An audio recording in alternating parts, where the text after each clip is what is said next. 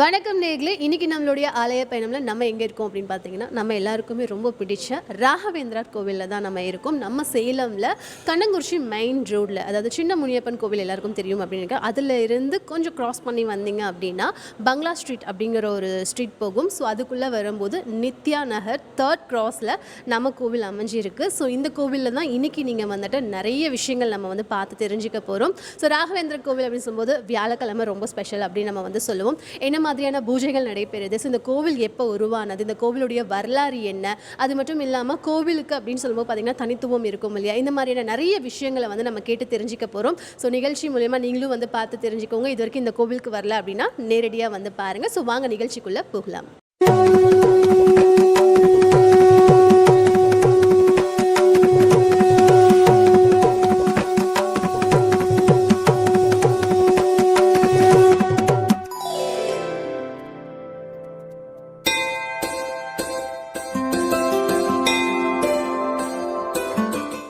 So இன்றைக்கி நம்ம சேலமில் இருக்கக்கூடிய ராகவேந்திரர் கோவிலில் தான் நம்ம இருக்கோம். ஆலய பயணம்காக சார் நம்ம கூட இருக்காங்க. ஸோ நம்ம கோவிலை பற்றி நிறைய விஷயங்கள் வந்து தெரிஞ்சுக்க போகிறோம். வணக்கம் சார், உங்கள் பேர்? வணக்கம்மா, என்னுடைய பேர் கவிஞர் நான் ஜெயகதிரேசன். ஓகே, ஸோ நம்ம கோவிலை பற்றி தெரிஞ்சுக்க போகிறோம். ஸோ நிறைய விஷயங்கள் உங்ககிட்ட இருந்து நாங்கள் எதிர்பார்க்குறோம். அற்புத கீர்த்தி வேண்டின், ஆனந்த வாழ்க்கை வேண்டின், நற்பொருள் குவிதல் வேண்டின், நலமெல்லாம் பெருக வேண்டின், கற்பக மூர்த்தி தெய்வ களஞ்சிய திருக்கை சென்று பொற்பாதம் பணிந்து பாரீர் பொய்யில்லை கண்ட உண்மை. ஆம், விக்ன விநாயகனை வணங்கி நம்முடைய பணியை இங்கே இந்த சேவார்த்திகளை பற்றியும் சேவையை பற்றியும் இந்த திருமடத்தை பற்றியும் நம்ம தெரிஞ்சுக்க போகிறோம். இந்த திருமடத்தில் எம்பெருமான் விநாயக மூர்த்தி மேற்கு நோக்கி அமர்ந்திருக்கார். மேற்கு நோக்கி அமர்ந்திருக்கிற விநாயக மூர்த்தி பெருமானுடைய அனுக்கிரகத்தால், அவருடைய அனுமதியின் பேரில் தான் இந்த திருக்கோயிலில் எல்லாமே சிறப்புற நடக்குது.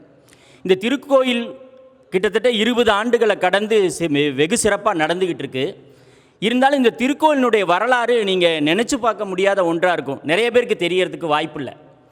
திருக்கோவில் பொதுவில் இந்த திருமடம் ராகவேந்திர பிருந்தாவனம் அமையிறது அப்படின்னாலே மந்திராலயத்திலிருந்து மிருத்திகை எடுத்துகிட்டு வந்து வச்சு தான் அந்த கன்ஸ்ட்ரக்ஷன், அந்த பிருந்தாவனத்தை உருவாக்குவாங்க. அதுதான் மகிமை, அதுதான் ப்ரொசீஜர். ஆனால் அப்படிப்பட்ட அந்த மிருத்திகை வந்து எல்லாரும் அங்கேருந்து பெற்றுக்கொண்டு வரும் பொழுது வாகனங்களில் கொண்டு வந்துடுவாங்க. ஆனால் இந்த திருமடத்தில் மட்டுமே அங்கேருந்து அந்த மிருத்திகாவை கால்நடையாகவே பக்தர்கள் கைகளில் ஏந்தி ஏந்தி ஏந்தி வந்து உருவாக்கப்பட்ட திருக்கோவில். இந்த திருமடத்தில் அதை விட விசேஷம் என்னென்னா, ஒரு பக்தரால் கனவில் நினைவூட்ட பெற்று நான் இந்த இடத்துல இருக்கேன், எனக்கு இந்த ஸ்தாபனம் பண்ணு இந்த மடத்தை அப்படின்னு சொன்னதுனால அந்த பக்தர் அவர்தம் சகோதரர்கள் எல்லோரும் இந்த சேலம் மாநகரத்தின் பக்த கோடிகளோடு சேர்ந்து உருவாக்கப்பட்டது தான் இந்த திருமடம். அப்படி தான் உருவாச்சு. இதில் இன்னும் சொல்ல போனோம்னா, இந்த திருமடம் நீங்கள் கட்டப்பட்டிருக்கக்கூடிய அழகு பார்த்திங்கன்னா, மேலே வந்து அந்த கோபுரம் மிருத்திகாவினுடைய ஸ்டைல், அப்படியே சுவாமிஜி உள்ள மிருத்திகாவில் எப்படி இருக்காங்களோ அந்த மிருத்திகாவை மேலே வந்து கோல்டன் கலரில் பொன்னிறத்தில் அமைச்சிருக்காங்க. அதை நம்ம இவங்க எடுத்திருப்பாங்க.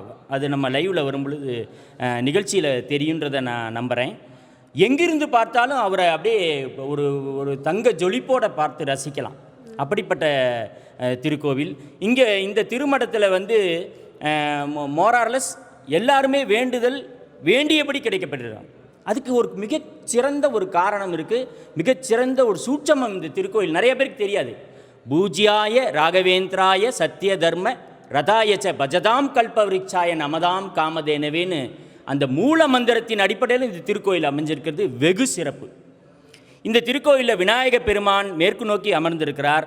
நம் திருமடத்தின் உள்ளே நீங்கள் பார்த்தீங்கன்னா பகவான் வந்து மிருத்திகாவில் குருநாதர் அமர்ந்திருக்கிறார். இந்த மிருத்திகை அமைக்கப்பட்டிருக்கு. இந்த பின்னாடி பார்த்தீங்கன்னா காமதேனு சுதைச்சிற்பம். காமதேனு ஆக்சுவலாக வந்து கற்சிற்பமாக உருவாக்கப்பட்டது.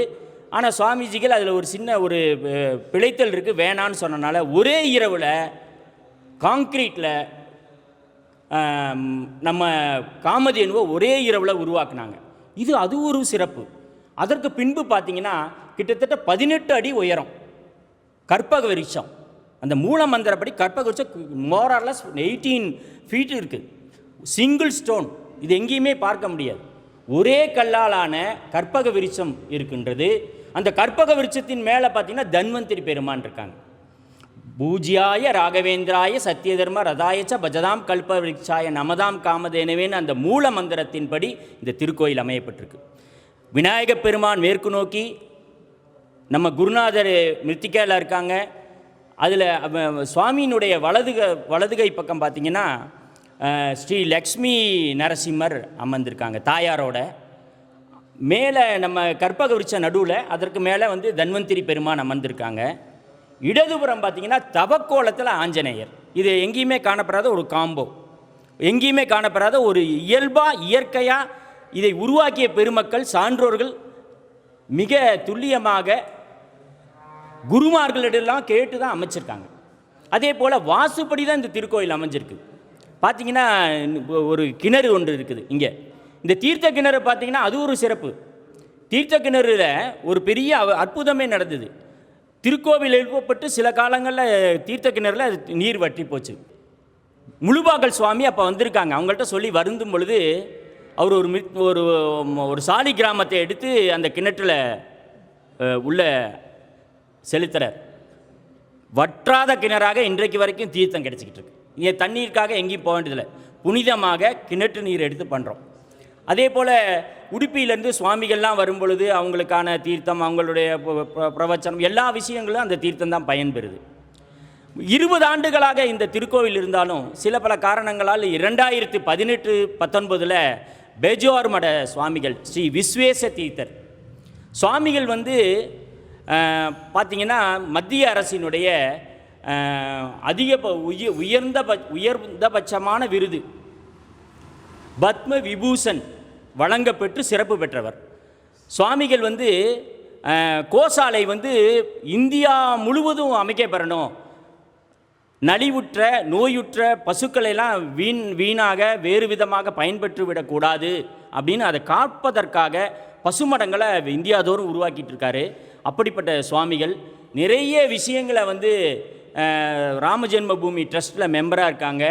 அவங்க அந்த திருக்கோவில் ராமர் திருக்கோவில் அயோத்தியில் எழும்புவதற்கு முழு நேர செயல் தலைவராக இருந்து செயல்பட்டவங்க. மிகச்சிறந்த ஆன்மீக ஞானம் பெற்ற பெருமான். அவர் வந்திரித்து கொடுத்த பழத்தை பெற்று குழந்தை பேறு பெற்றவங்கெல்லாம் இங்கே இருக்காங்க. அப்படிப்பட்ட குருநாதர் ஸ்ரீ விஸ்வேச தீர்த்தர். இப்போ அவருடைய வழித்தொன்றலாக ஸ்ரீ விஸ்வ பிரசன்ன தீர்த்தர் இப்போ வழி நடத்திட்டு இருக்காங்க. அவங்களுடைய முழுமையான ஆலோசனையின்படி, அவங்களுடைய முழுமையான கட்டளையின்படி, அவங்களுடைய முழுமையான வழிகாட்டுதலின்படி ஸ்ரீ ஹரீஷ் ஆச்சார், ஸ்ரீ நிசாந்த் ஆச்சார், ஸ்ரீ உபேந்திரா ஆச்சார்னு 3 ஆச்சார். இவங்க வந்து சமஸ்கிருத பாண்டித்யத்தில் சிறப்பு பெற்றவர்கள். இவங்க வந்து மேக்சிமம் அதில் அந்த படிப்பை முடித்து சுவாமிகள் கையால் பட்டம் பெற்றவர்கள். இங்கே தன்னை முழுமையாக அர்ப்பணித்து கொண்டு சேவையாற்றி கொண்டிருக்காங்க. இங்கு நடைபெறக்கூடிய ஹோமங்கள் யாகங்கள் எல்லாமே ஆகம விதிப்படி மிக பர்ஃபெக்டாக தான் செய்வாங்க. இப்போ கணபதி ஹோமம்னு எடுத்தால் கூட அதை 2.5 மணி நேரம் செய்கிறாங்க. முதல் நாளே இப்போ வீட்டில் நம்ம செய்யணும்னு வைங்க, நம்ம அழைச்சோம்னா அந்த மண்டலம் வரைஞ்சி தான் செய்வாங்க. மண்டலம் வரைகிறதுக்கே 2 மணி நேரம் எடுத்துக்காங்க. இதெல்லாம் கொஞ்சம் வித்தியாசமாக இருக்கும். அவங்களுடைய மெத்தடாலஜி என்னவோ அதுதான். இல்லை சார் நாங்கள் இப்படி தான் செய்வோம் அப்படின்னு சொல்லிடுறாங்க. அதுபோல் வேண்டுதலை நிறைவேற்றிக் கொள்வதற்காக இங்கே வந்து நிறைய பேர் வந்து ஹோமங்களும் யாகங்களும் இங்கே வந்து செஞ்சுக்கிறாங்க. கோயிலே அதை அனுமதிக்கிறாங்க, மடத்தில் வச்சு செய்கிறாங்க. அப்போவும் மண்டலம் வரைஞ்சி தான் செய்கிறாங்க. மிகச்சிறப்பாக செய்துட்ருக்காங்க. வியாழன் தோறும் குருவாரம் தோறும் இங்கே அன்னதானம் வழங்கப்பெறுது.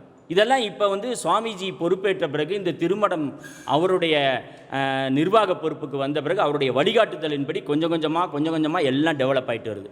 அதில் மிகச்சிறந்த ஒன்று அன்னதானம். அதை விட ஒரு சிறப்பு என்னென்னா, வெறும் பொட்டலாக முன்னாடி இருந்த இடத்துல இப்போ கோசாலை ஸ்ரீ விஸ்வேசா கோசாலைன்னு அமைச்சிருக்காங்க. பசுமாடு தானம் பண்ண இதெல்லாம் தானமாக வந்தது தான். யாரும் போய் இவங்க மடத்துக்காக அவங்கள தானமாக கொடுக்குறாங்க. அதை இவங்க பராமரிக்கிறாங்க. சுவாமிக்கு தினமும் பசுவின் பாலால் அபிஷேகம் செய்கிறாங்க. இங்கே பாக்கெட் பால் அனுமதிக்கிறது இல்லை. என்ன முறையோ அதை தான் செய்யணும்னு நினைக்கிறாங்க. இதுபோல் அடுத்தடுத்து பார்த்திங்கன்னா வியாழந்தோறும் பார்த்திங்கன்னா பல்லக்கு உற்சவம், பல்லக்கை சுமந்து மேலதாளங்களோட சுவாமியை உற்சவம் அழைச்சிட்டு வந்து 3 முறை வலம் வந்து அதன் பிறகு எல்லாம் வரிசையாக அந்த ஆகம விதிப்படியான வரிசை கிரமமான வேத மந்திரங்கள் முழங்க எல்லாமே நித்திய கடமை, அந்த வாராந்திர கடமைகள் சுவாமிக்கு செய்ய வேண்டியதெல்லாம் செய்து முடித்த பிறகு தொட்டில் பூஜையோடு நிறைவுறும். இப்போ இதில் பார்த்திங்கன்னா பெருவாரியான மக்கள் வந்து மகிழ்ச்சியோடு 6:30க்கு ஆரம்பித்தா 7:30 மணிக்கெல்லாம் முடிஞ்சிடுது. மிகச்சிறந்த முறையில் அந்த திருக்கோயில் பணிகள் எல்லாம் நித்திய பூஜைகள் எல்லாம் செய்துட்டு வராங்க. இதோடு மட்டுமல்லாமல் பார்த்திங்கன்னா வந்து கேட்கக்கூடிய பக்தர்களுக்கு அவங்களுடைய வருத்தங்களும் அவருடைய பிரச்சனைகளுக்கும் தீர்வுகளை வந்து இந்த ஆச்சார் பெருமக்கள் வழி நடத்தாங்க. இப்படி செய்யலாம், இப்படி செய்யலைன்னா சுவாமிஜிட்டே பேசுகிறாங்க. சுவாமி இந்த மாதிரி ஒருத்தர் உடனே அவங்க இந்த அதுக்கு இந்த மாதிரியான அது மாதிரியான வழிகாட்டுதல்கள் வந்து எங்கேயும் கிடைக்காத ஒன்று. இதுபோல் நிறைய சொல்லிக்கிட்டே போகலாம். இன்னும் பக்தர்கள் இருக்காங்க, எல்லாருமே சொல்லுவாங்க. உங்களுக்கு வேறு எதுவும் கேட்கணுன்னா கேட்கலாம். ஸோ உங்கள் லைஃப்பில் நடந்த மிராக்கிள்? என் லைஃப்பில் வந்து என் லைஃபே அவர் தான். என்னுடைய 100% பகவான் தான் எல்லாமே. என்னுடைய மகள் வந்து MD டாக்டராக படிக்கனா இன்றைக்கி பகவான் தான் எல்லாமே சொல்லலாம். என் லைஃபே அவர் தான். எனக்கு என்ன சொல்கிறது, பகவானை பொறுத்த வரைக்கும் ராகவேந்திரர் தான் என்னுடைய லைஃப், என்னுடைய வாழ்க்கை, என்னுடைய எல்லாமே. அப்படிப்பட்ட மகானுடைய சந்நிதியில் சேவையாற்ற அனுமதித்த ஆச்சார் பெருமக்களுக்கு நான் நன்றியை சொல்லிக்கிறேன். ஏன்னா ஒவ்வொருவருடைய வாழ்க்கையில் ஒரு குரு இருக்கணும். நம்ம இந்து மதத்தினுடைய ஆச்சார மரபு என்னென்னா, ஒரு குரு வழியாக தான் நம்ம இறைவனை நோக்கி அடையலாம்.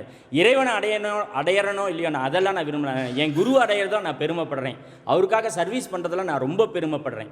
ஏன்னா என்னுடைய வாழ்க்கையை பொறுத்த வரைக்கும் 100% எல்லாமே அவர் தான் நடத்திட்டு இருக்கார், சிறப்பாக வழி நடத்திட்டு இருக்கார். அதை நான் சொல்கிறதுல நான் பெருமைப்படுறேன், சந்தோஷப்படுறேன். இந்த திருமணத்தை பொறுத்த வரைக்குமா நீங்கள் கேட்ட மாதிரி நிறைய மிராக்கல்ஸ் நிறைய சொல்லிக்கிட்டே போகலாம். புல்லரிக்கக்கூடியதாக இருக்கும். அது இந்த கல்விக்காக வந்து இங்கே அயர்கிரி ஹோமத்தில் பங்கேற்கக்கூடிய பெருமக்களுடைய பிள்ளைகள்லாம் பார்த்திங்கன்னா மிக சிறந்த மதிப்பெண்கள் பெற்று திரும்ப வந்து அதை மகிழ்ச்சியை வெளிப்படுத்திட்டு போவாங்க. அது சர்வசாதாரணமாக நடந்துக்கிட்டு இருக்கு. எனக்கு இன்னொரு விஷயத்தை நான் சொல்லணும்னு ஆசைப்பட்றேன். நம்ம திருக்கோயிலில் வந்து வெள்ளியில் வந்து சுவாமிக்கு அந்த மிருத்திகாய்க்கு பெரிய மாலை இருந்தது. இவங்க பொறுப்பேற்ற பிறகு அந்த மாலையை எடுத்து பயன்படுத்தாமறப்ப அது பின்னமாயிடுச்சு. அதை பயன்படுத்த முடியல. அதை நினச்சி வருந்துனாங்க. இந்த ஆச்சார் பெருமக்கெல்லாம் வேண்டாங்க.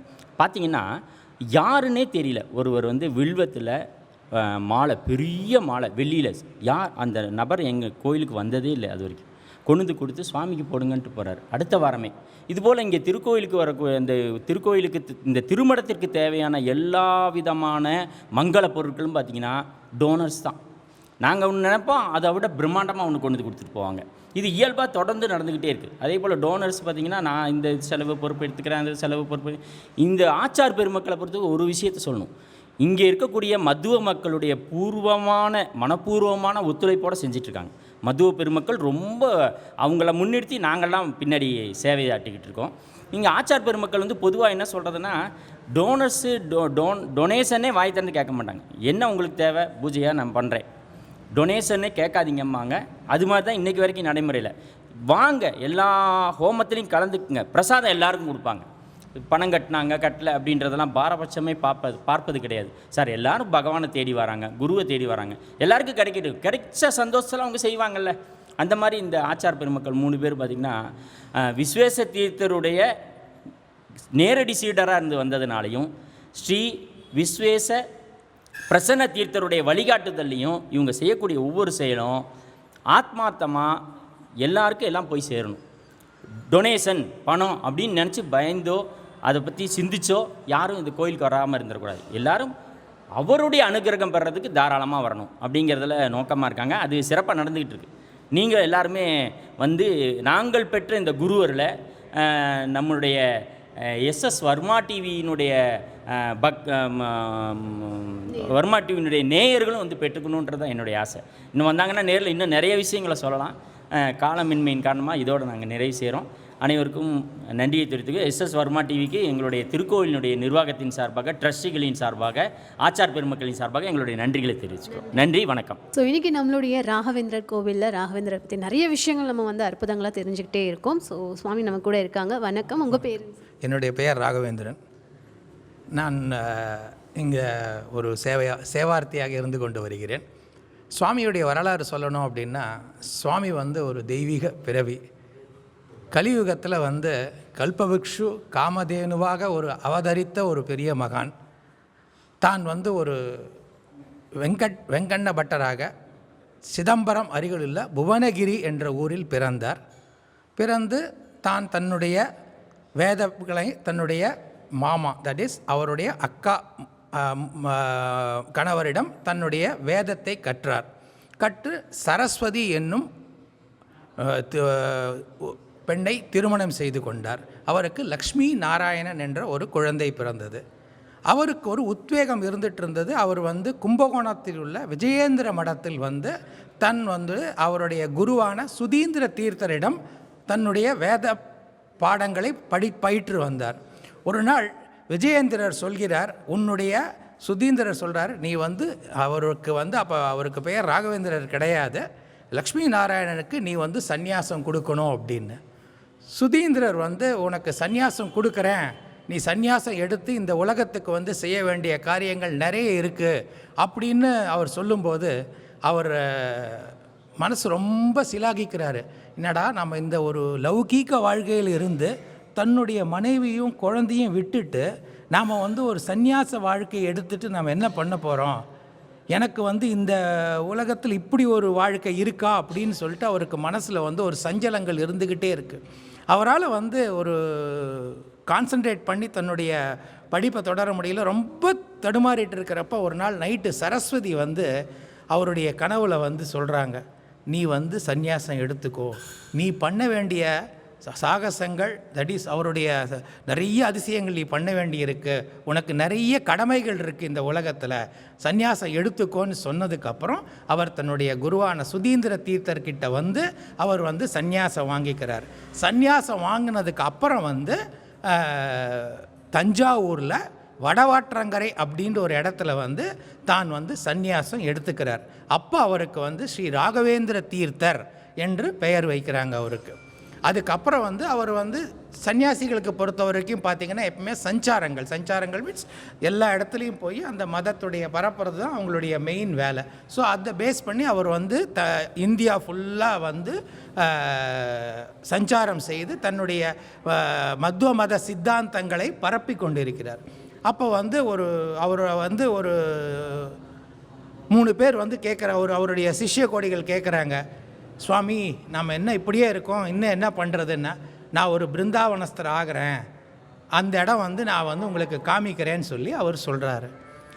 ஆந்திராவில் அவர் சஞ்சாரம் பண்ணிகிட்டு இருக்கும்போது ஒரு மலைப்பாங்கான இடம், ஒரு வறட்சியான இடத்துல நான் இந்த இடத்துல சந்நியாசம் பெற்று இந்த இடத்துல நான் பிருந்தாவனஸ்தாகிறேங்கிறாங்க.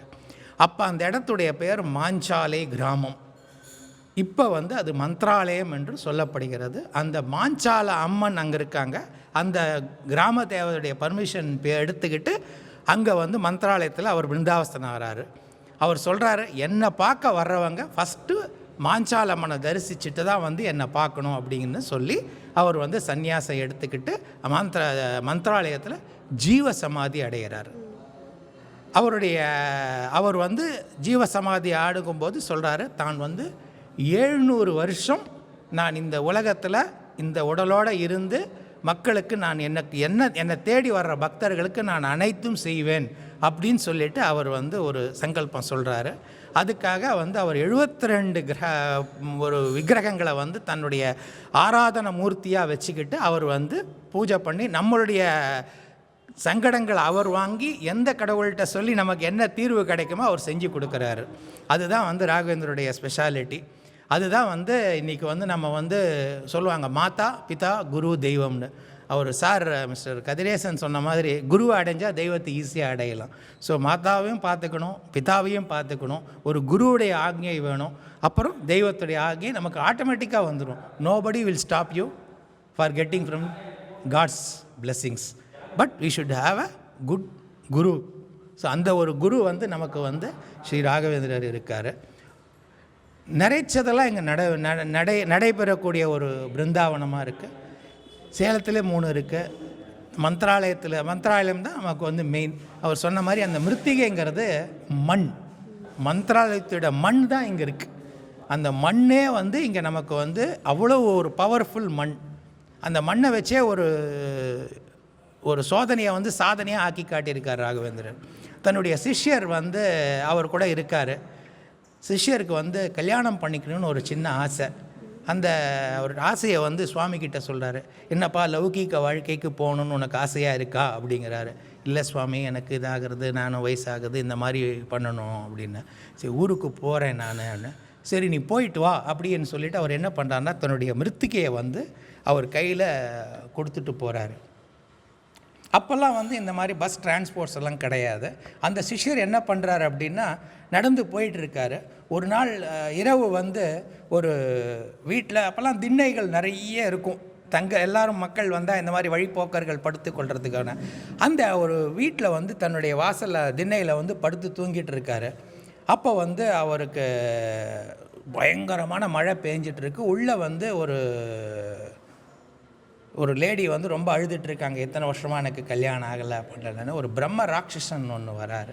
அந்த பிரம்ம ராட்சசன் இந்த மிருத்திகையை போட்டு அவர் வந்து சாகடித்து அந்த வீட்டு பொண்ணை வந்து இவர் கல்யாணம் பண்ணிக்கிறாங்க. ஒரு கர்ண பரம்பரை செய்தி இருக்குது. நிறைய விஷயங்கள் அவர் நடத்தி இருக்கார். அது வந்து அற்புதங்களை நம்ம சொல்லிக்கிட்டே போகலாம். அவ்வளோ ஒரு அற்புதமான ஒரு குரு வந்து நமக்கு ஸ்ரீ ராகவேந்திரர். வியாழக்கிழமையில் இப்போ வந்து சில பேர் வந்து சங்கல்ப சேவைன்னு செய்கிறவங்க இருக்காங்க. 3 நாள் வந்து இங்கே வந்து அவங்க 3 நாள் வந்து எவ்வளோ பிரதட்சணம் பண்ணுறோன்னு அவங்க வேண்டிப்பாங்க. அந்த பிரதட்சணம் பண்ணி சுவாமிகிட்ட அவங்களுடைய குறைகளை சொன்னால் உடனே அவங்களுக்கு நிவர்த்தி ஆகிறதுங்கிறது ஒரு ஐதீகம். மேற்படி இந்த மடத்தை பற்றி சொல்லணும் அப்படின்னா இங்கே இருக்கிற 3 ஆச்சாரியார்கள் வந்து எல்லாரும் வேத வித்வான்கள். அவர் வந்து எல்லாமே வந்து அந்த கன்னடத்தில் சொல்லப்போனால் சுதாமங்கலம்னு சொல்லுவாங்க. அதை படித்து பாஸ் பண்ணி இங்கே வந்த அத்தனை பேருமே அவர் சொன்ன மாதிரி ஹோமங்கள் எல்லாமே வந்து டு த பர்ஃபெக்ட் அந்தளவுக்கு பண்ணுவாங்க. நிறைய விஷயங்கள் பண்ணுவாங்க. அவங்க இங்கே வர்ற பக்தர்களுக்கு அவங்களுடைய ஒரு வழிகாட்டியே இருந்து எல்லாம் செய்கிறாங்க. அன்னதானங்கள் ரொம்ப சிறப்பாக நடக்கிறது. கோசாலைக்கு வந்து நிறைய பேர் வந்து நிறைய கான்ட்ரிபியூட் பண்ணுறாங்க. மாட்டுக்கு வந்து பார்த்திங்கன்னா சில நாள்லாம் வந்து மாட்டுக்கு வந்து ஓவர் ஃபீட் ஆகிற அளவுக்கு வந்து புல் வந்திருக்கும். வந்து பார்த்திங்கன்னா அவதாரங்கள் வந்து நம்ம வந்து சிற்பங்களாக வச்சுருக்கோம். மத்ச, கூர்ம, வராக, நரசிம்ம, வராக, பரசுராம, ராம, கிருஷ்ண, புத்த, கல்கி அவதாரங்கள். ஸோ இதை நம்ம இந்த பிரதட்சணம் பண்ணும்போது நம்ம வந்து கல்பவிருஷ காமதேனும் இல்லாமல் நம்ம 10 அவதாரத்தையுமே வந்து இங்கே பிரதட்சணம் பண்ணுற ஒரு இது கிடைக்கும். எவ்ரி பௌர்ணமி அன்னைக்கு சத்யநாராயண பூஜை ஒன்று பண்ணுறோம். அந்த சத்யநாராயண பூஜையினுடைய பலன் வந்து அது பயங்கரமான ஒரு நல்ல பலன்கள் நிறைய பேருக்கு கிடைக்குது. அதுலேயும் திரளான பக்தர்கள் வந்து கலந்து கொண்டு தங்களுடைய தேவைகள் என்னங்கிறத சுவாமிகிட்ட சொல்லும்போது அந்த சத்யநாராயண பூஜை பலன் நிறைய கிடைக்குது. சதுர்த்தி அன்னைக்கு சங்கடார சதுர்த்தி ஹோமம் வந்து ஸ்பெஷலாக பண்ணி கொடுக்குறாங்க.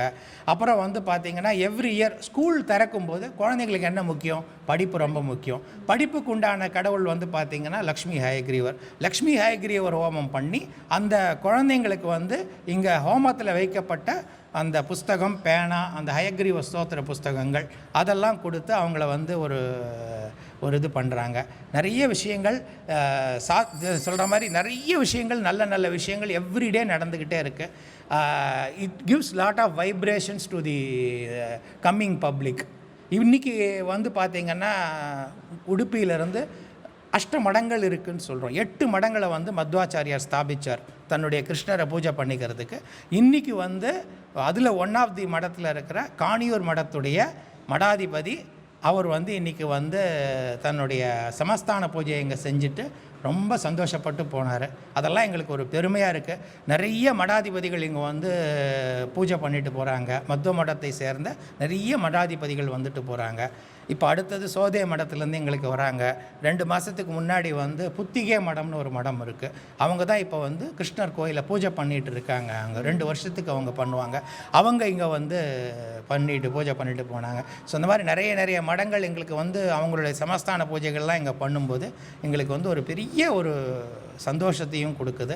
அது வந்து இங்கே இருக்கிற பக்தர்களுக்கு ஒரு பெரிய வரப்பிரசாதமாக இருக்குது. அந்த இடத்துக்கு போய் நம்மளால் அந்த கடவுளை பார்க்க முடியாமல் அவங்களே இங்கே வந்து பண்ணும்போது அது இன்னும் ஒரு பெரிய பலனை அவங்களுக்கு தருது. கோவில் நேரங்கள் கோவில் வந்து காலையில் வந்து 8 மணியிலேருந்து 11 மணி வரைக்கும் திறந்திருக்கும். மாலை 6 மணியிலேருந்து இரவு 8 மணி வரைக்கும் திறந்திருக்கும். வியாழக்கிழமைகளில் காலை 7 மணிக்கே சுவாமி நட திறந்துருவாங்க. 12 மணி வரைக்கும் திறந்துருக்கும். 9:30 மணிக்கு மேலே அன்னதானங்கள் நடைபெறும். சாயங்காலம் வந்து வியாழக்கிழமை விசேஷமாக விஷ்ணு சகஸ்ரநாம பாராயணம், ராகவேந்திர ஸ்தோத்திர பாராயணம், பல்லக்கி பூஜை அண்ட் தொட்டில் பூஜை, இது எல்லாமே வந்து வியாழக்கிழமை சாயங்காலம் ஒரு 6:30க்கு ஆரம்பித்தோன்னா ஒரு 8:30 மணி வரைக்கும் இந்த பூஜைகள் நடக்கும். திரளான பக்தர்கள் வந்து கலந்து கொடுப்பாங்க. காலை அண்ட் மாலையும் பிரசாதங்கள் விநியோகம் செய்யப்படுகிறது. எல்லாமே வந்து பார்த்திங்கன்னா வந்து பக்தர்களுடைய கான்ட்ரிபியூஷன் வந்து இம்மென்ஸ். நாங்கள் எதிர்பார்க்கவே மாட்டோம். திடீர்னு வந்து பார்த்திங்கன்னா ஒருத்தர் வந்து எங்களுக்கு வந்து ஒரு மூட்டை அரிசி வந்து கொடுத்துட்டு போவாங்க. அரிசி இல்லாமல் இருக்கும். பார்த்திங்கன்னா அது எப்படி அரிசி வருது, எப்படி எங்களுக்கு ஒரு பொருள் வருதுன்னே எங்களுக்கு தெரியாது.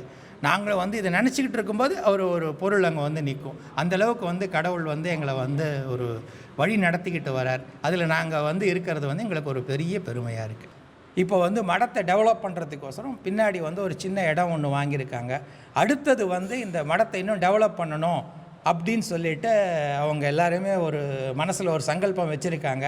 அதற்கு வந்து நம்ம ஊர் கூடி தேர் இழுப்போம் அப்படிங்கிற ஒரு முறையில் இங்கே வர்ற பக்தர்களாகட்டும், இந்த நம்மளுடைய எஸ்எஸ் வர்மா டிவி மூலமாக எங்களுடைய ஒரு சின்ன ரிக்வெஸ்ட்டை நாங்கள் வச்சுக்கிறோம். ஒரு இடம் ஒன்று வாங்கியிருக்கோம். அந்த இடத்துல வந்து ஒரு பில்டிங் ஆகி இந்த மடம் இன்னும் டெவலப் ஆகணும் அப்படிங்கிறது எங்களுடைய ஆசை. அதற்கு வந்து ராமருக்கு எப்படி அணில் உதவினாரோ அதே மாதிரி ஒரு சின்னதாக எங்களுக்கு உதவுனா எங்களுடைய ஆசை நிறைவேறும் என்கிறத இந்த டிவி மூலமாக, இந்த சேனல் மூலமாக தெரிஞ்சுக்கிறதுக்கு ரொம்ப பெருமைப்படுறோம். வாய்ப்பு கொடுத்தமைக்கு நன்றி, வணக்கம். ஓம் ஸ்வஸ்தே. ஓம் தேவதேவோத்தம தேவதா சாரபௌம அகிலாண்ட கோடி பிரக்மாண்ட நாயக ஸ்ரீ ஸ்ரீமத் ராகவேந்திர தேத குருவந்தர்கத பாரதீ ரமண முக்கிய பிராணாந்தர்கத சீதாபதி ஸ்ரீமன்முத ராமச்சந்திர ஸ்வாமின் பகுபராக் சங்கீத பிரியா சங்கீத சேவாமவதாரய.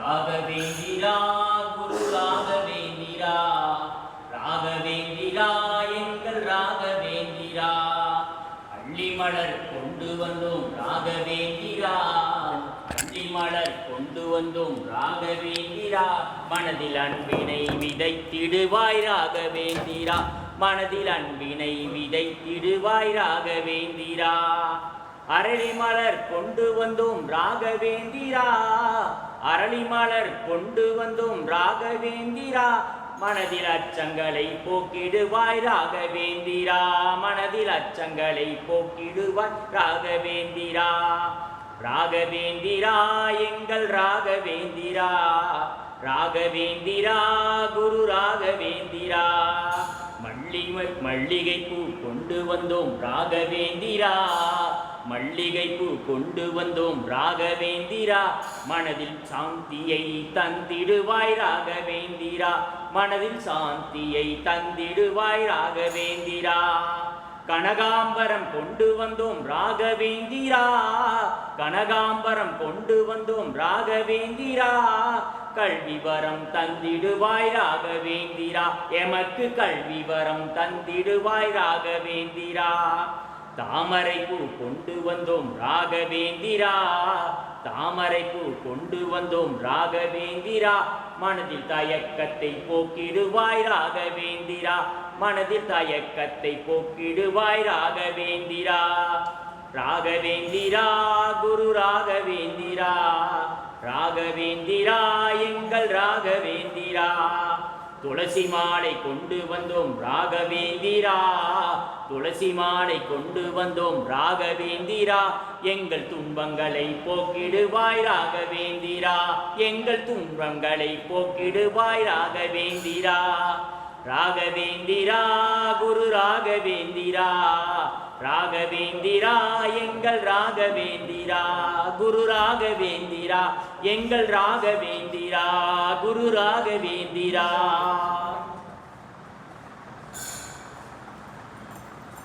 ஓம் ஸ்வஸ்தே. ஓம் தேவதேவோத்தம தேவதா சாரபௌம அகிலாண்ட கோடி பிரக்மாண்ட நாயக ஸ்ரீ ஸ்ரீமத் ராகவேந்திர குருவந்தர்கத பாரதீ ரமண முக்கிய பிராணாந்தர்கத சீதாபதி ஸ்ரீமன்முத ராமச்சந்திர ஸ்வாமின் பகுபராக் நானா வாக்கிய பிரிய நானா வாக்கிய சேவா அவதாரய.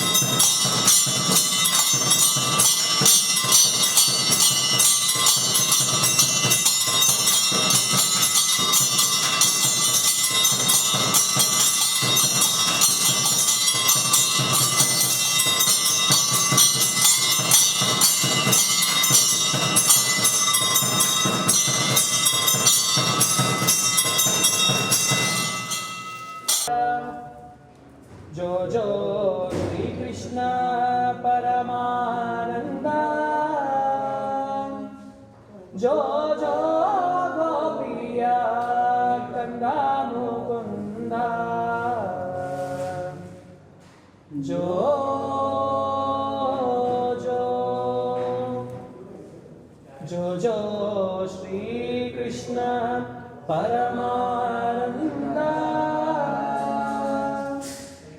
जो जो गोप्रिय कंद मुकुंद जो जो ಪಾಲಗಡಲೋಳು ಪವಡಿಸಿದವನೇ